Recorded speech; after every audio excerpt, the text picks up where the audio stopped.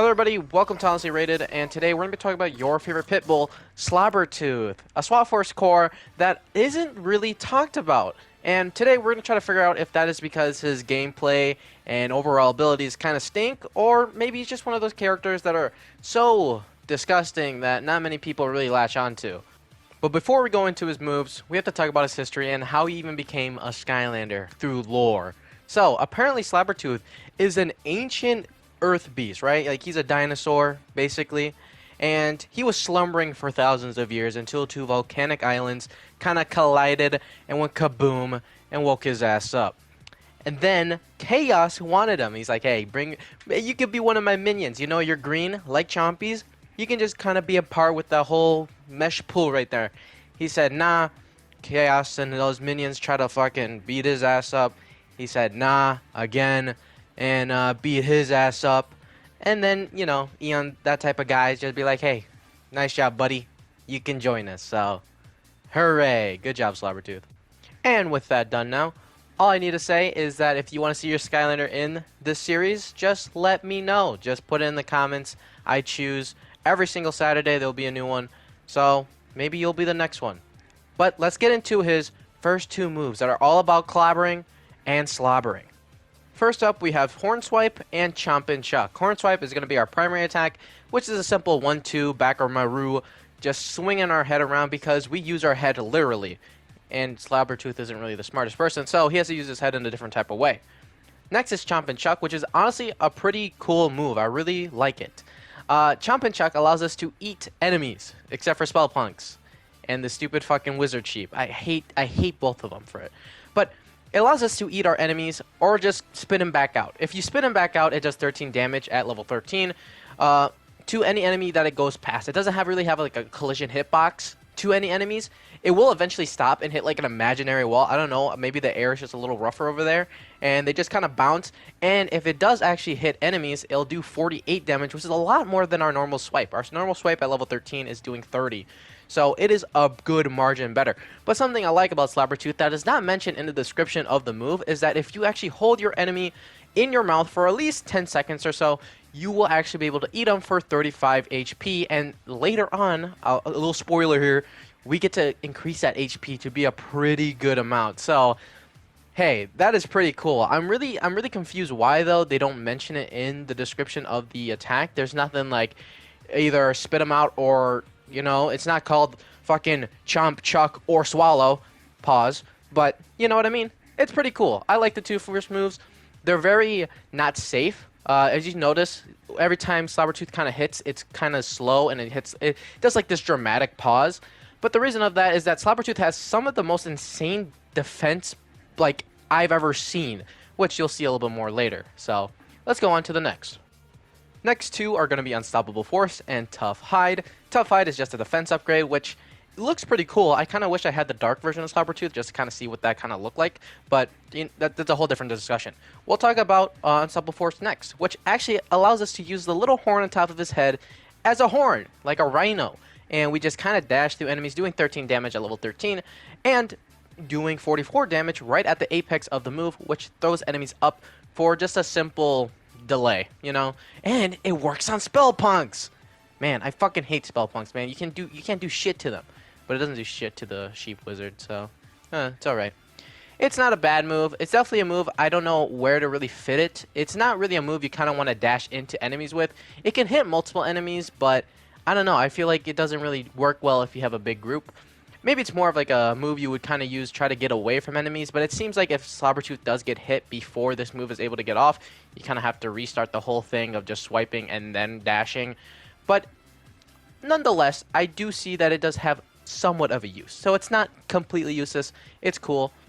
Nice one for our first upgrade, too. It's not even like just some random thing. They at least made the second one the random upgrade for our defense, I guess. Which, to be fair, it is kind of good. I won't lie. Again, Slobbertooth having insane defense and having more defense added, yeah. You're going to see at the end of this video, there's going to be a lot of shields and a lot of little damage happening to me. Last up, we have Shockwave and Loogie, which Loogie is just a damage upgrade to our Spit, so not much talking about there, but surprisingly, it doesn't actually upgrade the damage to our velocity of our Spit, so any damage that is dealt by the enemy from point A to point B doesn't get increased. The only increase it does is to the damage at that imaginary pinpoint where they just fucking explode for whatever reason. So, yeah, I wish the spit had collision because that would make more sense, but I'll talk about it more around the end of the video. Let's talk about Shockwave, though, because that is our special move. So, Shockwave is a somewhat weird move that surprisingly doesn't hit right next to where the tail is slamming. It allows us to slam our tail from the back and just hit any behind us, which is slightly fine and good. It doesn't do a lot more damage than our head swipe. It might honestly just do the same amount of damage as our head swipe, but it hits more enemies at once, and to some degree, I see that being better. But it also, in some degree, I feel like it allows for enemies to gang up on you a lot quicker than just doing a couple head swipes and jumping or biting people and throwing them. It's fine for now, but I'm hoping upgrades in the future will maybe make it a little bit better, just to, I don't know, take away a little bit of that like beneficiary factor of like these two moves kind of line up each other. Because for right now, it's on the fence. I'll say that. It's on the fence. Not bad, but not, I wouldn't also call it great. Now onto the pass, which we're going to start with Food Fighter, which is going to deal with our Spit. Snot Rocket and Nom Nom are two very good upgrades in my opinion. Snot Rocket allows us to slow down any enemy, no matter if it's on the impact of the invisible wall or through the direct flying. It's just going to slow down our enemies to a snail's pace, which is a chef's kiss. It's beautiful, honestly. You know, Slobbertooth being super fucking slow kind of needs this. I won't lie. It allows him to get a lot more hits off. It allows him to be a lot more safer. You know how I was complaining about the tail? Well, now, who gives a fuck about the tail? You know, you can just slap your bitch down and you're doing damage, and with very little risk. That's very good. And then Nom Nom, like I said in the beginning, is an upgrade to how much we heal. And if you didn't see from one of the parts that I saw, we heal up to 70. Now, if I had to say something, maybe I personally would have just went with maybe the timer being a little shorter, because it's still roughly around 10 seconds. But hey, I'm not going to complain, right? This is still very good. It went up from 30 to 70. That is a big increase. Like a humongous one. And Slobbertooth gets a lot of HP, so if you really want to just kind of do like that whole song and dance and run around enemies while you're just like slowly picking one off and just eating them, yo, that's good on you, right? This is just a slower Yoshi, honestly. And if you really want to and you don't really want to eat them, you can just spin them back out and slow down anybody in your path. Like, that is super cool, and I find both of these upgrades to be very useful for Slobbertooth. But with all good things, there always has to be a bad, and that's where Feast comes in and gives us the bad. Let's go. So Feast allows us to do a Kirby inhale and suck up enemies from 50 miles away. Not even enemies in general. You can suck up coins, boxes, anything like that. But personally, for me, as someone that's looking through this honestly, I don't see a reason why this was needed or even like a beneficiary thing to do. Personally, I don't have a hard time just going up to an enemy, hitting him with a Fazbear Chomp, and walking away and spitting him out later. Like, I'm personally fine without it.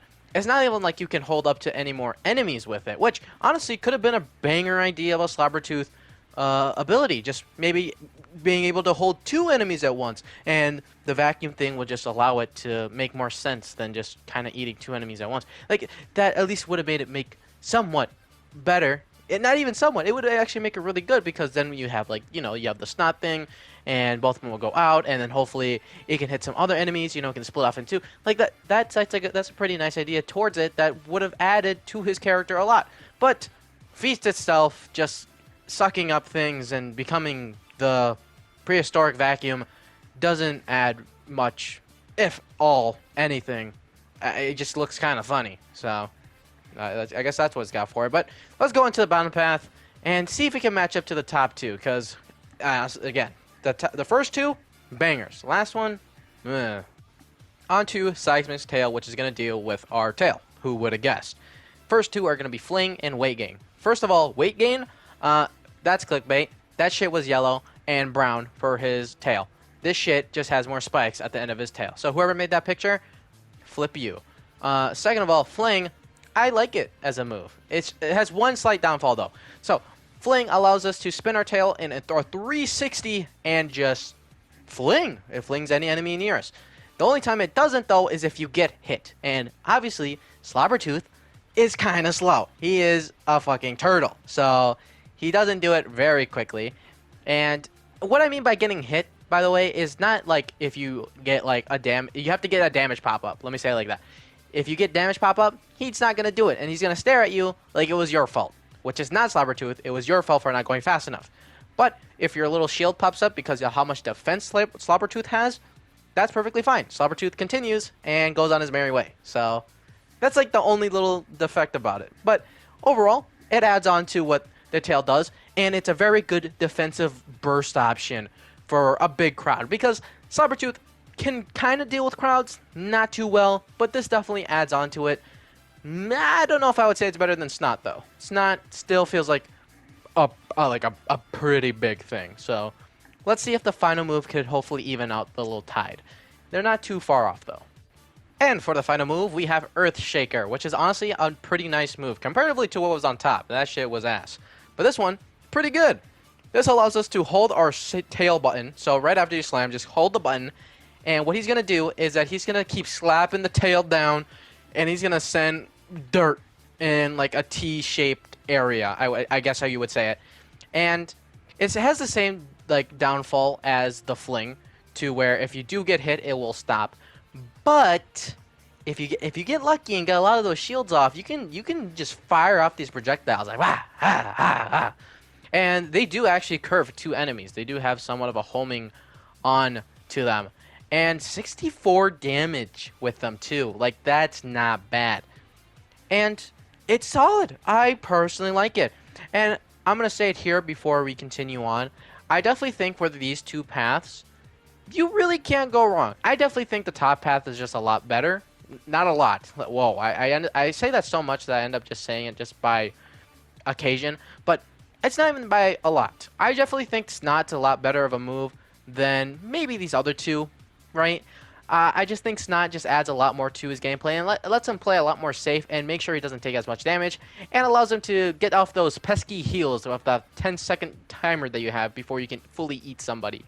But I would honestly, I'd say like if you want to play the bottom path, you should too. I like what they did with the tail. It still gives him that defensive burst option. It still also helps him make sure he can't take as much damage. It's a lot more risky. But if you want to play like that and you want some good old dirt action, play a little bit in the mud, hey, fuck it, go with the bottom path. Yeah, I'm perfectly fine with that. It doesn't feel super one-sided. So, hey, good job, Slobbertooth. I think you're probably the first person I've ever said that doesn't feel extremely lopsided. So, you can at least give him a round of applause for that, right? You can at least give him a round of applause for that. And for a soul gem, we have basically just a primary upgrade. It's called Iron Jaw. And what it does is allow us to do more damage with our face. So, yeah. To me, that's not really fun. The soul gems are supposed to be somewhat kooky, somewhat crazy, somewhat kind of funny. And this one's just a primary upgrade. We put down the primary upgrade, boom, bada bing. You can switch that with the fucking shell one, and I wouldn't bat an eye because that looks like a primary upgrade to me. That just kind of suck. It just puts them a little down on that front, you know. Realistically, it was just like a primary upgrade slot, just a little bit more. Again, they could have done like the thing like I said, where like you can eat 2 people at once and spit them out like that. That's good. That's like a cool one. Maybe fuck it, let's go with 3. But no, it's just a damage upgrade. So to some degree, I guess Slobbertooth did kind of just want like a little bit of a damage upgrade for his face. But I feel like with spitting and with the tail, I feel like he was able to put enough like damage out there without it. So, and even with like his secondaries too, like they made sure like those set of moves were doing some good damage. So, yeah, it's just kind of lame. And with that, gamers and gangsters, we are at the end. I looked at every single one of Slobbertooth's teeth and made sure they were perfectly clean, and his moves, I guess. And I'm ready to see if Slobbertooth really was just that bad of a character, or was he just kind of misunderstood? And for my rating, to 1 to 5, I'm going to give him a 4. because I personally did like Slobber 2's gameplay. I feel like he was so defensively bulky and so melee-ish that I never felt like, man, I wish I was a range character. I was just honestly kind of having fun, just kind of pressing shit. Uh, there are some negatives with him, right? He's still slow. I still think with all his moves, he doesn't handle groups super well. But I like how he has a healing factor. I like how every move kind of fits in with each other. I feel like his one horn dash move I don't think I use enough. And maybe that's just to me, and maybe if I did play him a lot more, I would get more used to it and understand where it kind of fit in its place. But as much as I played with him, I felt like that move was just too crazy. I got used to the spit. I did wish that again, still had collision. I feel like it would have benefited just spit in general, and would have just benefited this not one too. But those are all just things that I wished for. But overall, gameplay-wise and creatively, I really did like it. I like how he played. I like how creative his moveset was. There was like 3 upgrades for defense, and then for healing, and then for damage. But to some degree, I'm personally fine with it. The defense made him a lot tankier, which was kind of fun because I could just kind of walk up to enemies and kind of smack them around. The healing factor itself, too, helped them just kind of be a little bit safer, and then something that I like personally. And then the damage upgrade, probably the worst one just because it was placed in the soul gem slot. But to some degree, I did honestly believe that he did kind of want some damage upgrade just so he could just wall up a little better. But that's it. That's the end of Honestly Rated. And if you want to see any more of these, you know, subscribe. Yeah, I'll post one every Saturday. There is a playlist full of old ones that I've done, and you can go look at those if you want to go see if maybe I already rated one of your Skylanders. And if you don't see it in there, then leave it down in the comments. I am so willing to do any of them. I almost have all of them. Just don't put Robo because I don't have that money yet. So, yeah. Hope you guys enjoyed, and I hope you guys have a great day. A week, even. Month, even. But I'll see you next time. Hopefully. Peace.